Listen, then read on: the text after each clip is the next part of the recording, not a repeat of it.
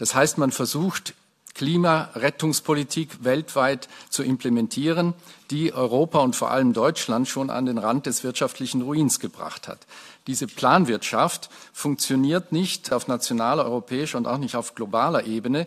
Sie dient nur einer kleinen Minderheit von Profiteuren, die sich mit den allerhöchsten moralischen Zielen schmücken dürfen.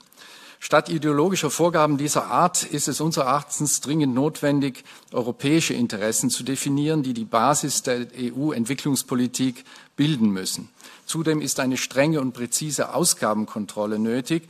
Trump hat dies mit der Etablierung von Doge jetzt in den USA vorgemacht, wo absurdeste Mittelverschwendung des USAID-Programms aufgedeckt wurde, so etwa die Finanzierung der islamistischen Al-Nusra-Front in Syrien oder die Förderung der Gain-of-Function-Forschung, die sehr gefährlich ist, diverse Gender-Projekte in Lateinamerika etc.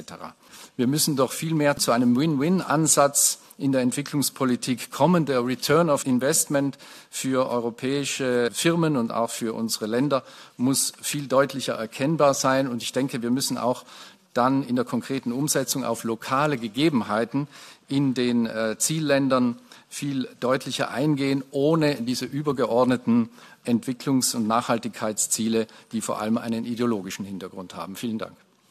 Man muss sich das mal ansehen, diese SDGs. Das gibt das europäische Modell ja auch wieder. Und es muss sagen, es ist so ein bisschen beunruhigend, dass man da Widerstand hat gegen die SDGs. Das ist doch das eigentliche Fundament, auf das sich Europa stützt. Das lehnt man dann wohl ab.